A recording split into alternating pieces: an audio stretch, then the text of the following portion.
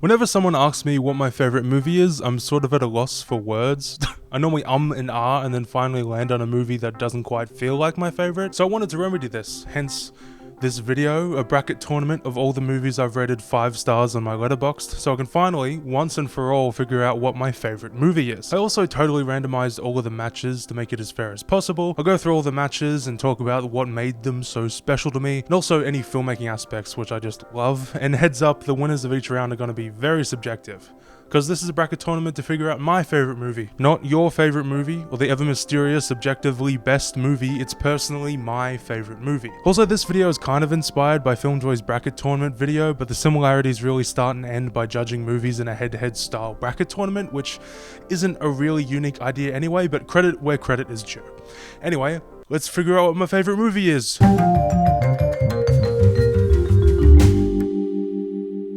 I'm starting out with probably the funniest pairing out of the bracket tournament, a crime thriller that prides itself on its realism versus the most fun and lighthearted movie I'll talk about today, and I think it's going to be surprisingly close. Willy Wonka and the Chocolate Factory is one of my favourites because of the first 30 minutes alone. The scene where Charlie gets a golden ticket after so much build-up is really why I love this film.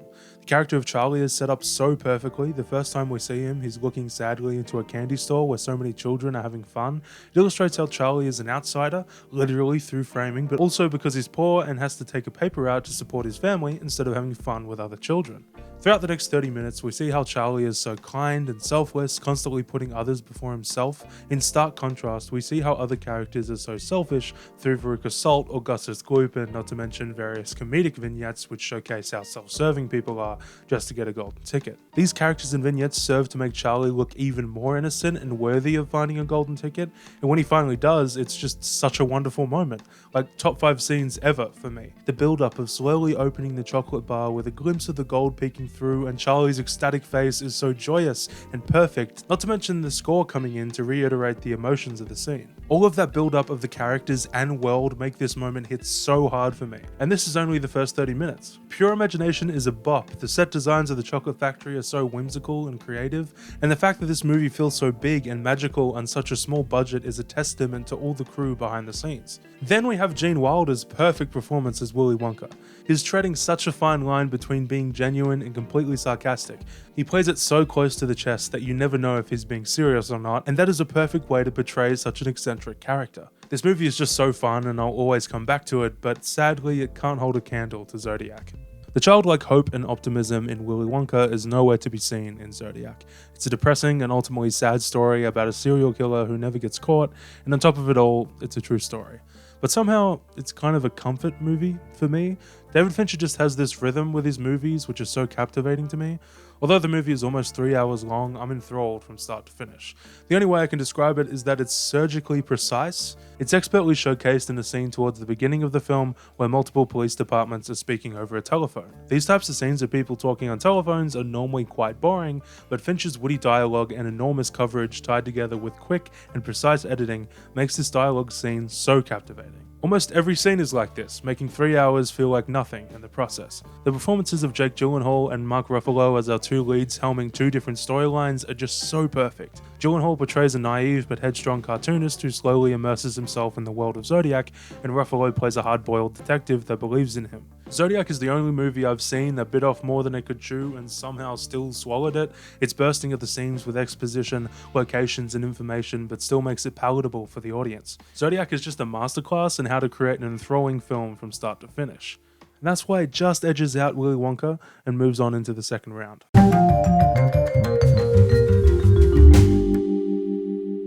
Immediately, this matchup is really unfair. Just by having the two movies next to each other, I know which one will win, but I'll try to keep the suspense up. You know, just for the video. Back to the Future is one of the first movies that really got me interested in filmmaking. The fantastical and bombastic energy of the movie is just so satisfying to watch. Similar to Willy Wonka, this movie has a scene that really sells the whole movie for me. It's the final scene where Marty and Doc work together to go back to the future. The climactic scene of the movie is just a masterclass of suspense and payoff. Having too many storylines of Doc connecting the wire to the clock tower and Marty trying to get the car started is genius. It builds tension in not only the two storylines, but contributes to the whole tension of the scene and the movie as a whole. The only way for Marty to get back is to get this perfectly right, and by adding these small obstacles for both characters, it creates so much drama. It also helps that there are dynamic shots and great editing. The scene is just so solid and gets me hyped every time I watch it. The movie also has strong performances from its cast, always on the verge of coming across as too cartoony, but straddles that line well. I'm not saying all the characters in this movie are full of depth and nuance, because they're not, but they're acted in a believable way which serves a pretty simple plot. Back to the Future is a solid movie, but could never be as interesting as Inside Llewyn Davis. A movie really becomes a favourite of mine when it resonates with me, and that's a really rare occasion. I watch a lot of movies which I can tell are great, but don't hit me on a personal level, and Inside Llewyn Davis sure hit me on a personal level. I've found I tend to like movies with a mostly serious tone but have a humour about themselves. I think that's officially called like a dark comedy or a black comedy, and the Coen brothers are the forerunners of this genre. In my eyes, this movie is one of their best.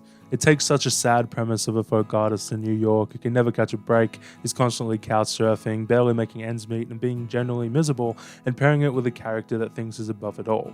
And Oscar Isaac was the perfect choice for this role because he can sing. I didn't even mention that this is a musical, and that ticks another box for me. He just has so much charisma. Isaac described the character in the behind the scenes video as a guy who was charismatic but not this weak. He could have easily played the character as depressed and down in his luck, but adds so much dimension and depth to the role. He just shows he understands the character perfectly, and it's reflected in his performance. But gotta be honest, the Coen's writing is probably a major factor to this too. Purely going off depths of performances, Inside Llewyn Davis gets the win.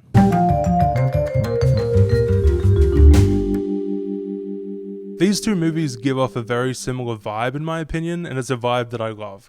Both of them seem to be inspired by Agatha Christie type murder mysteries, but introduce an interesting spin to it. In Rian Johnson's Knives Out, the tropes of an Agatha Christie murder mystery are present. A quirky and eccentric detective has to figure out which family member killed the patriarch, and no one will leave the house until they do. The sets even reflect the genre, a big lavish mansion with secret rooms and false windows, but it diverges from the formula pretty early on. The audience knows who the murderer is. Might have killed Harlan, albeit accidentally. So instead of waiting for the detective to tell the audience who the killer is, the audience is waiting for the detective to catch up, which gives this movie a sort of interesting feel. But through more twists and turns, the real mystery is revealed. As Detective Blanc says, "It is not a donut hole, but a smaller donut with its own hole." It's the movie equivalent of an onion, just a lot of layers. Funny Shrek reference. Funny. Everything the audience thought they knew is orchestrated, and a traditional murder mystery ending of the detective finally revealing the real culprit within a massive monologue occurs. In the postmodern landscape of film, Knives Out finds its place. It is making fun and subverting the expectations of a genre which has cemented itself in pop culture. 12 Angry Men, on the other hand, doesn't quite fit the mold of a traditional murder mystery, but still has some tropes of one. A group of people are stuck in a room together, and one person talks to all of the others about the facts of a murder. After a long monologue by the detective-type character Juror 8, the mystery is solved. But that's a pretty loose framework to put this movie under. It's more about the underlying prejudices of the characters, and Juror 8 trying to give the boy on trial a fair shake by analysing evidence and convincing the other jurors that there is doubt in the case. The magic of this movie comes down to its writing. It's very witty and makes 12 characters distinct from one another, all the while being in one location. It feels more like a play in that way, which it was, so that makes sense. The staging and cinematography is also where the movie shines. It's laden with one-shots which transition from one beautiful frame to another, really letting the performances breathe. Ever since I read this play in school, I've loved it. It's short at only 90 minutes, but packs a really interesting story into 12 characters in one room. But taking minute by minute enjoyment into account, Knives Out feels like it just pulls ahead here. What can I say? Filmmaking has just become so much more dynamic, and storytelling has become so much more meta. Knives Out just feels like it has much more to chew on. So, Knives Out barely inches out 12 Angry Men and moves on into the next round.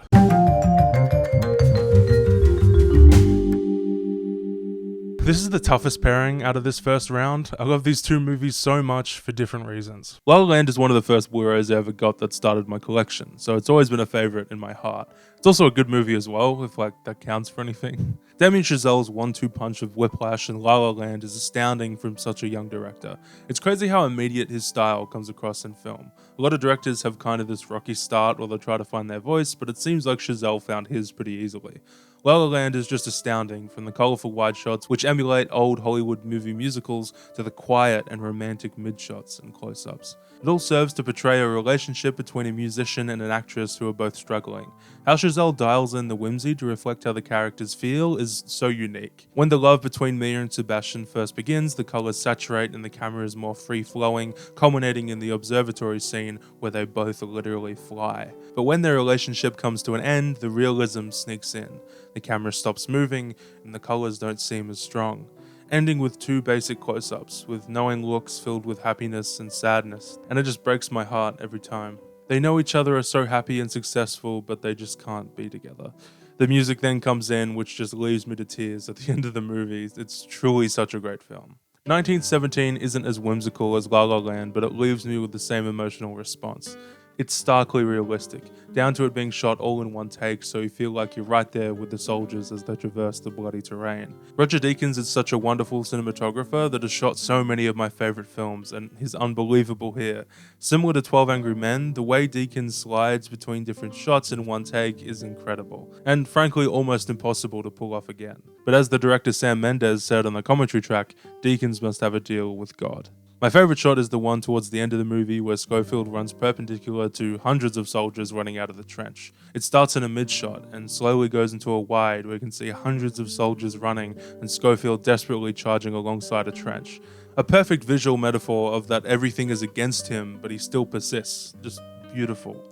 And this scene comes after Schofield suffering so much with little to no reprieve, constantly running, fighting, and clawing his way out of different terrible situations, culminating in this beautiful shot. Both movies are very character driven and they just so happen to star characters which I get so emotionally invested in.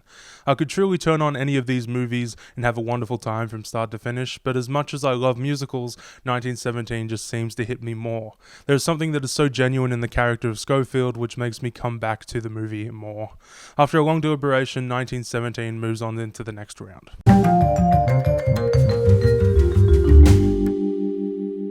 Any other day, this would be the final bracket, because in my eyes they are truly both pretty perfect, but this video has to make sense, so one has to win out. Both of these movies will keep you engaged for the whole runtime. Zodiac has a rhythmic enchantment due to its precise editing, and Inside Llewyn Davis just paints a world and lets you sit in it. They're pretty much equals in that way in my mind. The movies also share the theme of obsession over success. Success in finding a murderer who has hurt many people, and success in becoming famous.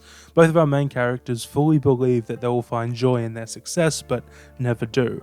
Graysmith never found the murderer, and Llewyn never got famous. The stories both feel totally human, which would make sense because both are based on true stories. And that's what cinema is all about. Reflecting human experiences in narratives. Catharsis, or whatever Aristotle goes on about. The thing that truly keeps me engaged when watching these two movies are the performances though. As I said before, Oscar Isaac plays Llewyn with such charisma and melancholy.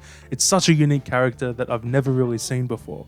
You can hear the pain and wit in every sentence, so sometimes it's heartbreaking and other times it's hilarious.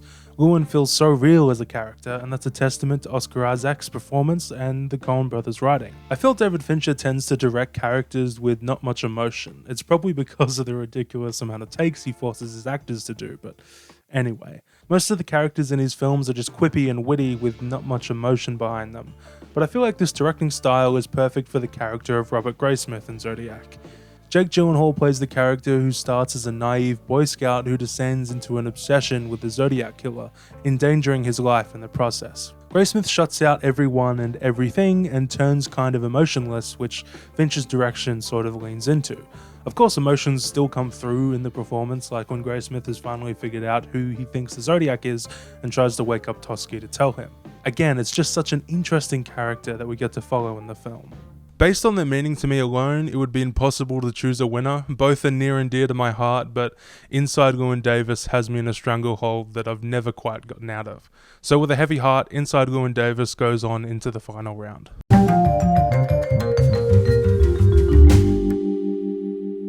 2019 was like a great year for film. I don't know if 2020 colored my judgment because almost nothing came out that year, so 2019 just looked good in comparison. We had movies like Parasite, Uncut Gems, Midsommar, The Lighthouse, Us, Little Women, Marriage Story, Jojo Rabbit, Hustlers, Booksmart, Ford v Ferrari, Ad Astra, The Farewell, Yesterday, Rocketman, The Assistant, Toy Story 4, Portrait of a Lady on Fire, The Dead Don't Die, Cats for God's sake.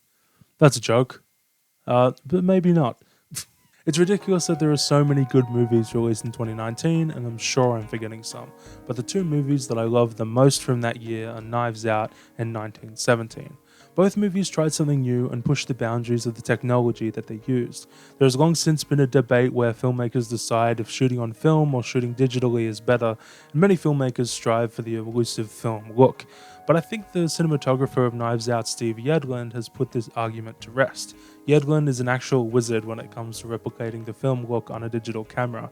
In a video on his website creatively titled Display Prep Demo, Yedlin outlines how he created different algorithms to recreate all the subtle intricacies of the film look on digital. He literally used maths to get digital to look as similar as film. And Knives Out is proof that he achieved that. Everything from the way the highlights bloom when they're overexposed to the film grain emulate exactly how film would react under the same circumstances. It's revolutionary and beautiful. 1917 is similarly beautiful with all of the wonders it has. Movies have often tried the one-shot gimmick, Hitchcock's Rope being quite an early example, but those movies have hidden cuts that are quite obvious. All of the hidden cuts are hidden extremely well. I'm sure if you really looked you can probably see them, but they're integrated so well that your brain never really processes them. But what really stuns me is the cinematography.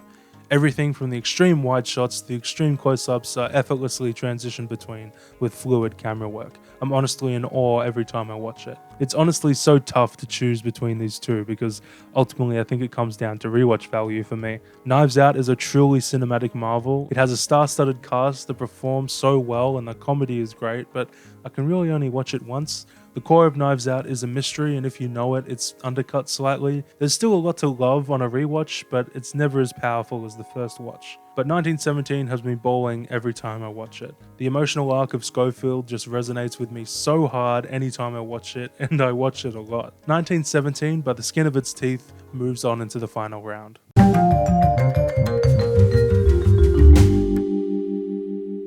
These two movies I love with all my heart, but it's pretty clear to me which one is the winner. 1917 is a marvel in its production. Everything had to be planned out to the second because it was shot in one take. In pre-production they rehearsed it like a play to get all the timings right for camera movements, the blocking of actors and where the rest of the crew could even stand because the camera was constantly moving. Not to mention the actors are almost always walking in every shot. In the commentary track, Sam Mendes, the director, said they built the sets according to how long the actors were walking and talking for, so the actors actually got to the places they needed to get to, because there's no cuts to constrict time, or you have to see the characters move between all the different locations in real time. But even when 1917 has such an innovative production and beautiful story, it could never compare to Inside Llewyn Davis. There are only a few things that I love in life, and the two big ones are music and movies, and Inside Llewyn Davis is a wonderful fusion of the two. It has wonderful music that was performed live in the movie, plus a beautiful soundtrack. The movie also turned me on to Dave Van Ronk's music, who was the person who inspired the character of Llewyn Davis. I've consistently listened to his music ever since I watched the movie. My best picks are the albums Folk Singer and Just Dave Van Ronk if you want to get into his stuff. It's very simple with just guitar and Van Ronk's voice, but that's why it's so good. His guitar work is amazing, especially for the time, and his big booming voice gives me chills. But back to the movie. It has such a fascinating story that follows such a unique character greatly performed by Oscar Isaac, which I think I've said about like 5 times in this video already. The cinematography of a wintry New York City feels so lived in and picturesque, not to mention the movie is directed by some of the most consistent directors in film history. I'm just in love with the movie and everything surrounding it. Inside Llewyn Davis started as a story the Coen brothers heard about. They heard that Dave Van Ronk was punched in an alley, and in their words, they thought it was funny. This sardonic and even verging on slapstick kind of humor is laden throughout the film. Like when Llewyn locks himself out of an apartment to chase a cat, and in another part he complains how corny a song is to another musician who turns out to be the one who wrote it. The movie is rooted in situational comedy a lot of the time, but this humor is juxtaposed by the very sad story beats. Like Llewyn trying to make his elderly father remember him by singing a song which doesn't work, or hitchhiking and treading through snow to audition for a music producer who immediately turns him down after a beautiful performance. I could write like a whole video on this movie, and I probably am. It is honestly just the perfect movie for me. So Inside Llewyn Davis wins the bracket tournament and officially becomes my favorite film. Yay, yay! I feel like there should have been more build up there. Like, put celebration music, Kane.